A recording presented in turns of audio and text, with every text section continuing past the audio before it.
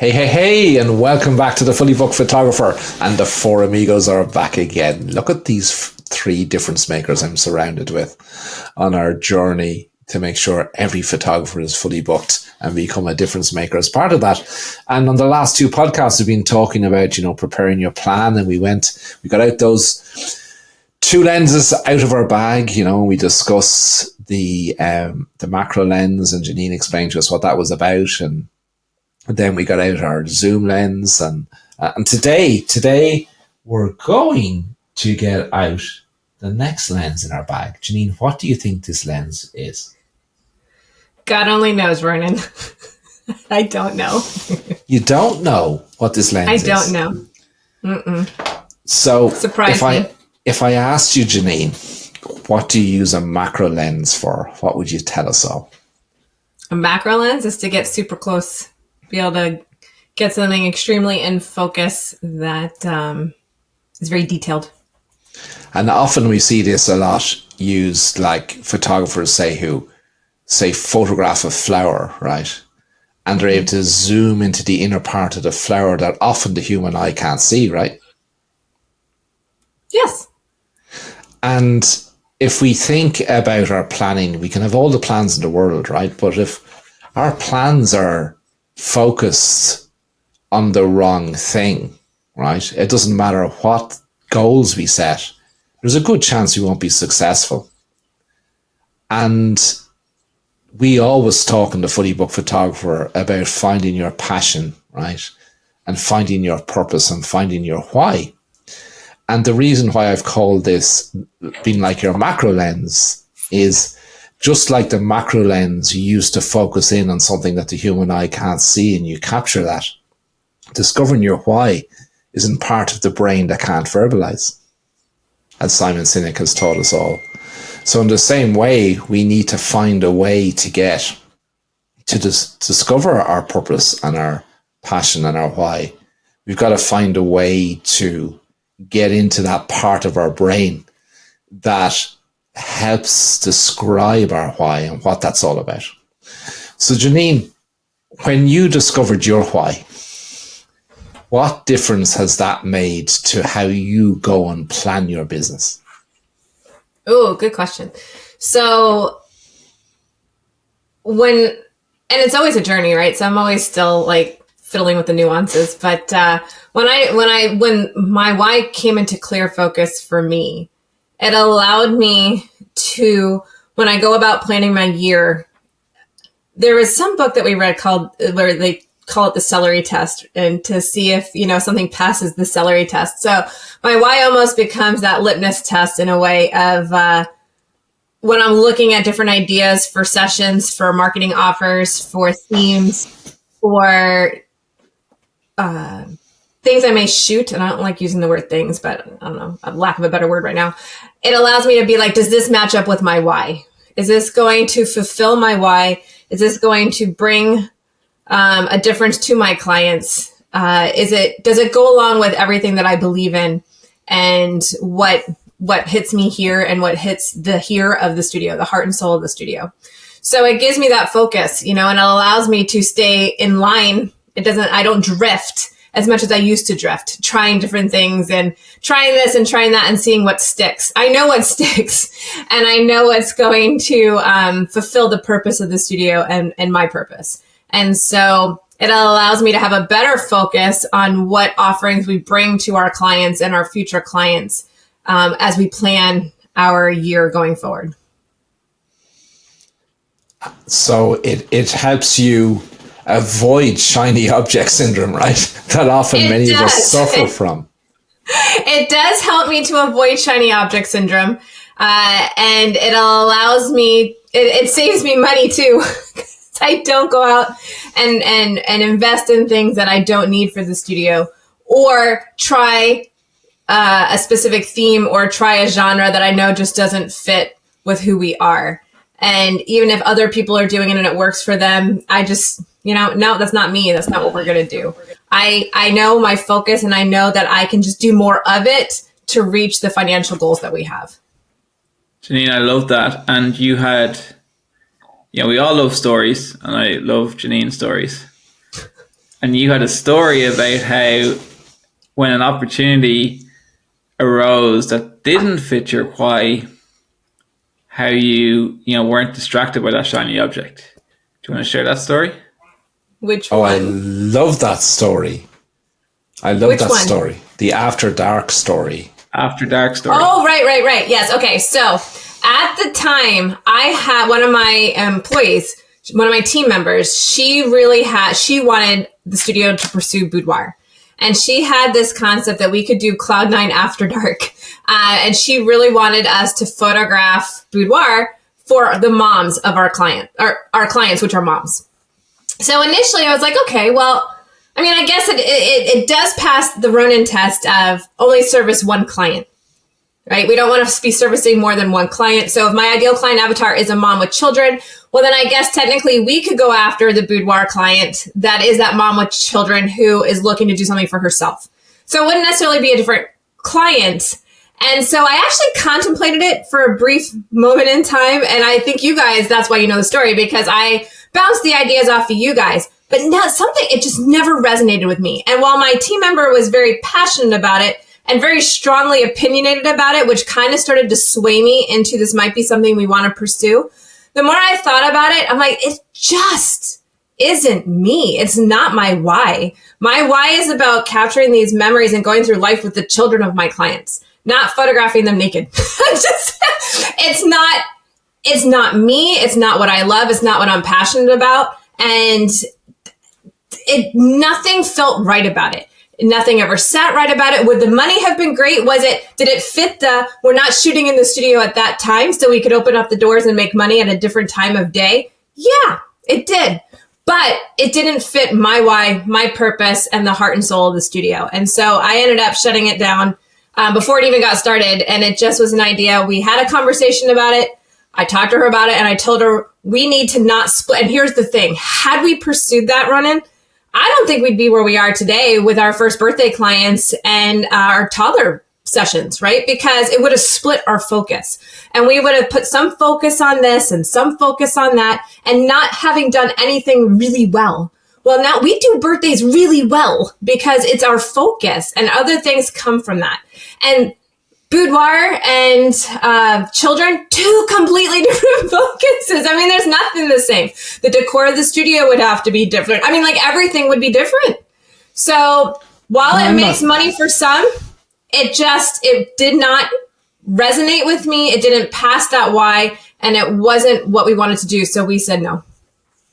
Well, I said no.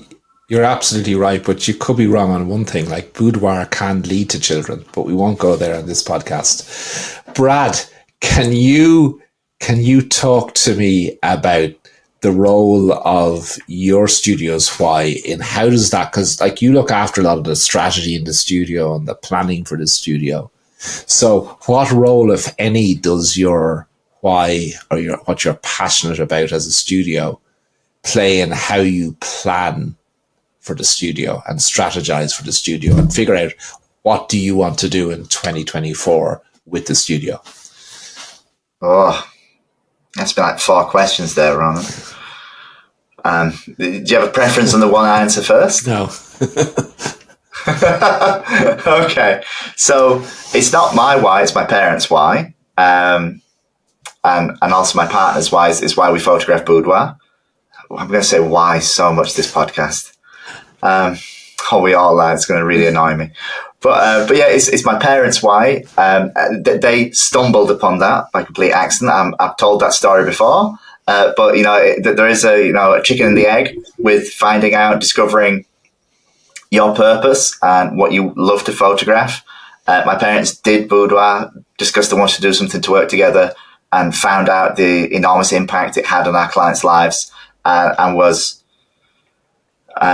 just so caught up in doing more of that it's become our main thing after the many, many years. So planning for that, I suppose the big first element is we've eliminated essentially all other forms of marketing except boudoir, because I don't want to market for anything other than boudoir, because that's the thing that we're very, very good at. It's what we're all focused on. It's what everybody wants to photograph. Not just photograph, but it's the problems we want to solve. It's the best impact we can have as a business for our clients' lives is photographing boudoir and aligning that to our client avatars. So like the planning process going into next year is just going into avatars. I was writing a document out. I think I've got like 12 different avatars, all for different boudoir clients. And we photographed all of them. It's just selecting the ones that we want to focus on for next year. And then how we're going to market for that. So what ad copy we're going to write to attract those avatars. What does the landing pages have to look like? I hate the word branding, but in this sense, the branding being colors, being copy again, landing page sort of layout and content in video sales letters, how that's going to set up, be different to attract the avatar that we want to photograph next year.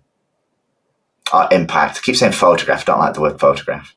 So, Jonathan, I have a question for you, and it's a difficult question. Oh dear, don't give me difficult questions. Because I think it's important that people realize we don't rehearse any of this stuff that we talk about, right?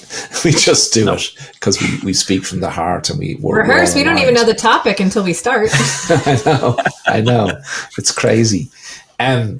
So you get to see beneath the surface, guys, when you listen or watch this podcast. So, Jonathan, here's a really difficult question, okay? So my question is this, Jonathan. Can you recall an example from any of our members who, despite having some sort of plan, right, because they didn't know their why and hadn't discovered their why and their purpose and their passion, that you knew that plan was doomed for failure before they even started down that path? Oh, be the holy. What a question. So glad he asked that to Jonathan.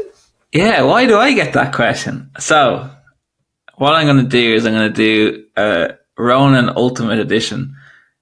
Ask a question back to you. I'm going to answer your question with a question.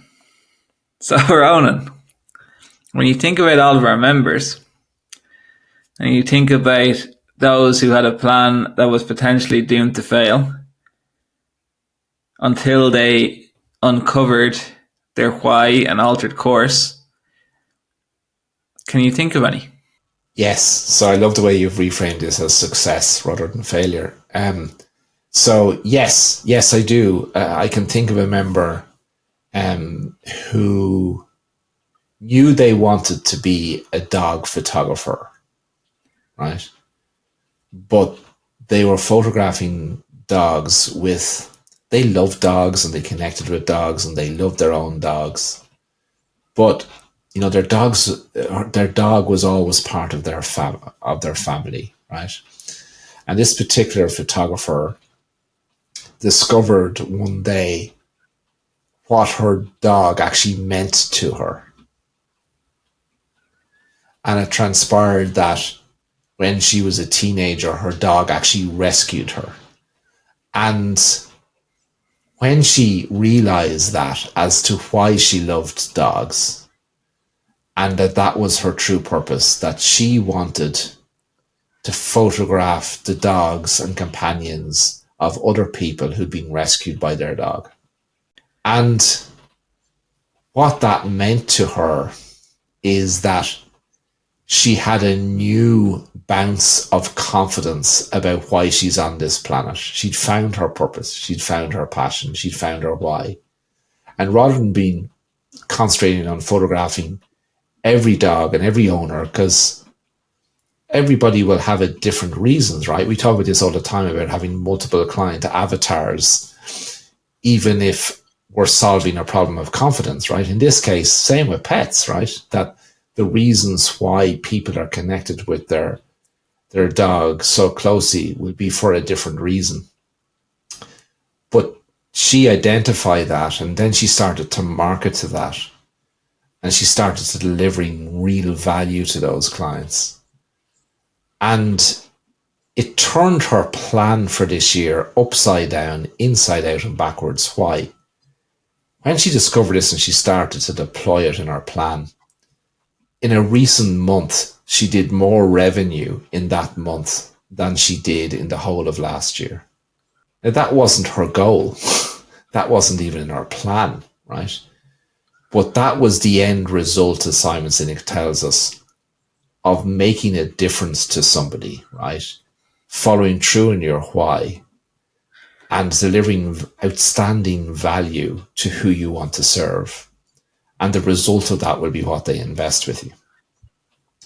So she's an example, Jonathan, of somebody who, when they discovered their why and their passion, allowed them to now create a plan for next year that she can literally do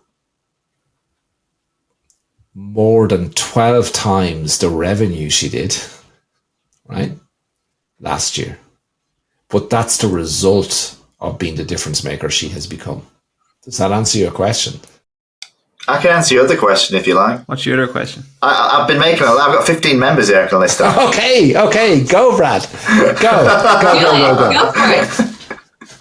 I'm not going to name names. Stuart McIntyre. No, I'm kidding. I'm kidding, Stuart.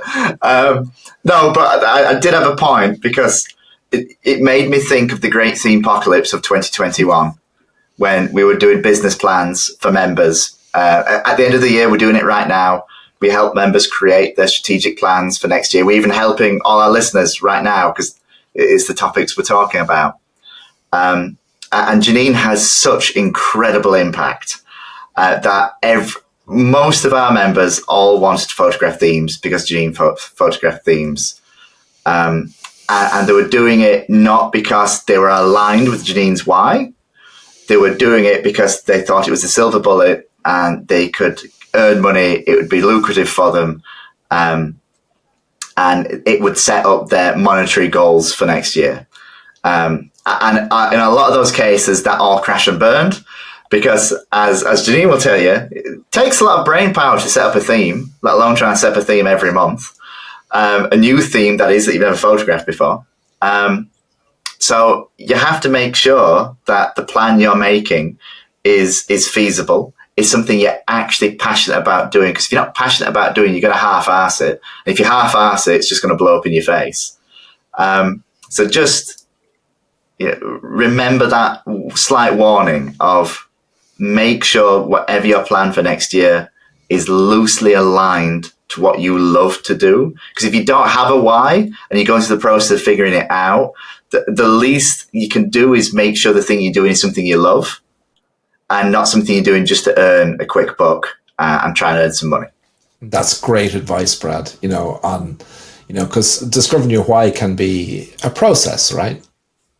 Well, it is a process. Simon Sinek has taught us what the process is, right? So should we tell people what the process is in case they want to do this? Do it on me, Ronan. Why me? Brad, it's not that easy. But I'll tell you what the process is, Brad. Do you want to know what the process is? So here's the process that Sinek teaches, right? So what he gets you to do, and a lot of our members have done this because I've helped a lot of our members to find their why, right? But before they talk to me about that, this is what they have to do. So they have to think about their life to date. Are you thinking about your life to date, Brad? Yes, I am, Ron. I am. So, Brad, now that you're thinking about your life to date, what you need to do, Brad, is you need to get a quiet moment. And you've got to get out a pen and paper and you've got to recall not one, not two, not three, but up to 10 really memorable, impactful moments you've had in your life to date. And you have to write a story about each of them.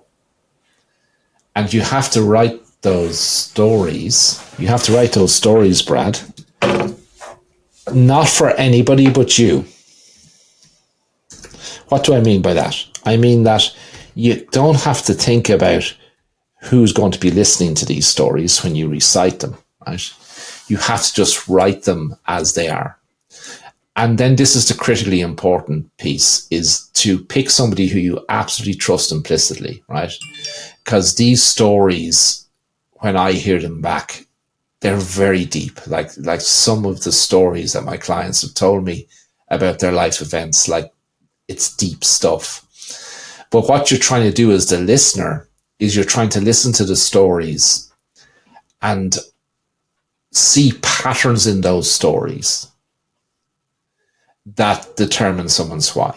So I can give you an example, not of what the person has been through, but of the stories that clients have told me in terms of, like, they've gone right back to when they were in school, right? And something that impacted them when they were maybe 5, 6, 7 years of age, right up to, you know, current things that have happened in their life. And often when you listen to the stories and you see the patterns and you come back with something to them, they don't go, that's it. That's it. They go, oh my gosh, I need to reflect on that.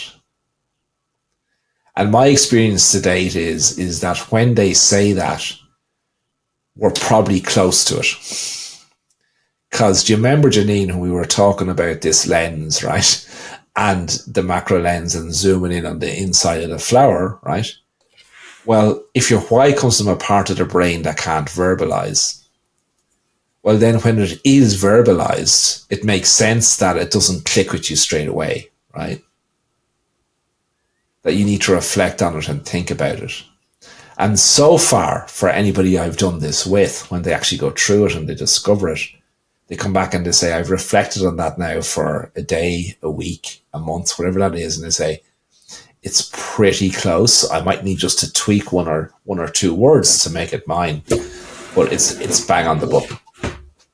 So that's the process that Cynic talks about. And I'm sure Cynic could talk to you in an airplane, because he gives an example in the book, and do this verbally without you saying a whole lot of stories. But it's really, really interesting as to when somebody discovers their why and their passion, because I know when I did mine, that it changes everything about you. It changes about the filters you even apply to your plan.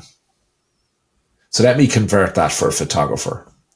So if you know your why, well, let me ask you, Brad, now that your business knows its why, right? It's unlikely your mom and dad would ever go to a conference, right, to try and find something that's a more lucrative genre of photography, right? Yeah, that is correct. So it allows you focus on, because your business knows why it exists, why you're on this planet, what the difference you make to people today, tomorrow, forever, through the experiences you create and the artwork that they invest with you and how that artwork makes them feel, that's more valuable than money. And I know this is hard for you, Brad, right? And this is hard for you, but like, it's more important than the money. It's more important than building intergenerational wealth for your mum and dad, right? It's not that money's not important. It is. It's vital, and it's great to create businesses that will bring intergenerational wealth. But when that's attached to multi-generational wealth. What am I saying? Am I saying Inter? Okay, multi-generational wealth. But when your purpose and your passion, your why is linked to that, right, as also a goal, that's when it just goes thumb. That's when it blasts off. I really hope some of our listeners watch this on YouTube. By the way, did you know you can watch all our podcasts on YouTube? You get to see us on camera talking about this, because that was incredible from Ronan. Ronan, do you know one interesting thing I keep hearing, right? And it's annoying me, because the word I keep hearing is focus. And as a result of hearing that word in my head, I just have Chancellor Palpatine telling Anakin Skywalker that, you know, I can feel your anger. It gives you focus, makes you stronger. Maybe we should rewrite that quote and say, I can feel your why. It gives you focus, makes you stronger. Yeah, I like it. You're reframing the negative into a positive again, Jono. I tell you what, you're doing well. It's all the time I'm spending with Brad. He's such know. a positive person. I know. Uh, I know. Nobody's saying anything the opposite. We know you are. We know you That are. was a slight dig. it was. Brad knows me too well. So Jeanine and Brad and Jonathan, we've sort of talked about three of the lenses now in this planning process, haven't we? You know, we've talked about the macro lens and how that links to your vision, and you know, you're sort of surveying the landscape as to what you want your business to be in 5 years' time. Yeah. And then we also discussed the zoom lens, didn't we? About having to, once we've got that an elephant's, if you have to imagine eating an elephant, it's sort of off-putting. I'm making the presumption now that you do eat elephants, right? But let's say you love elephants, but if you have to eat the whole thing in one go, right? It's sort of a big challenge. So we get our zoom lens out, right, to take out what our macro lens has captured, and we break it down to little bits, right? It's like taking that big landscape that we photographed, and we get a zoom lens out just to zoom in on one aspect of that, right, to break it down.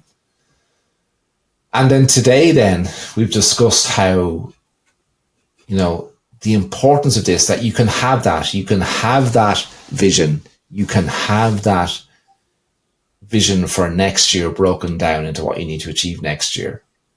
But if it's completely in the wrong area where you're not passionate about it and it doesn't link to your why, right? And you haven't got that macro lens out to see what you can't see with the human eye in the same way as discovering your why, you can still be successful and you might make it, right? But if it's linked to your passion, it'll be far more powerful. And I think in the next podcast, we're going to talk about, I'll tell you in a moment, because I think Jonathan has to tell you something. He has to tell you something about the Mifki. About the what? The Mifki. OMG, the Mifki, yes. How could we ever forget about the Mifki? It's so amazing. So the Mifki, MIFGE, stands for Most Incredible Free Gift Ever. And the Fully Booked Photographer team have our Mifki to give to you. Here's the deal. When you say maybe, and you subscribe to a free 30-day trial of the AI-powered Fully Booked engine, the software that is going to turbocharge your marketing success, we are giving you free lifetime access to the Fully Booked Challenge online course. It's going to show you how to book 2 to 3 high-paying clients per week or more if you want more. You're also going to get to see our 4 pretty faces live every single Monday on Zoom on our Q&A call. So you can come and ask questions of the mentor team. And not only that, you get to be part of our Fully Booked Challenge community, which is one of the most amazing communities in the world, full of like-minded photographers who are looking to turn their passion for photography into profit, while also being a difference maker to the lives of others. So to get the Mifki, there's a link below this podcast episode. Click on that link, subscribe to the free 30-day trial, and we know that when you do, not only will you have more success with your marketing than ever before, but you are going to fall in love with the Fully Booked engine. And we cannot wait to be difference makers in your business and in your life and help you build a photography business of your dreams. Go do it now. Ronan's talking to us, but he's muted. Hopefully they don't clip that out of the video. So, now that we've talked about that, and before we reflect on what we've done on the last 2 podcasts and this podcast and what's coming next on next week's podcast, I have a little present for you that I've just made up on the spot. So here's my present to you. When you sign up for the Mifki and when you attend, right, any of our in-person Monday sessions, and when you ask... Online, not in person. Oh, online, thank you. Our online Zoom sessions. And when you attend those, and when you ask me, Ronan, please send me the questions that you ask people in helping them determine their why. I will send those to you absolutely free of charge. So what do you have to do? You have to sign up for the MIFGI. You have to just say maybe to the 30-day free trial. You have to then start to do the training to help you fast track your success, and just turn up to any one of those meetings, any one of those Monday Zoom meetings where the four of us are, and ask Ronan. The code word is why. Why? And I will send you the questions that we've developed to help our members figure out their why. How's that? That is amazing, Ronan. All right. So we've gone through the three lenses. Next, in the next podcast, we're going to get out our prime lens. But you're going to have to join us next week when Jeanine tells us what our prime lens does and how it links to your plan for 2024. That's it from me. Bye for now. Hasta luego. Bye, everyone. Goodbye. I'm glad Janine's a photographer because I have no idea what a prime lens is. See you soon, guys.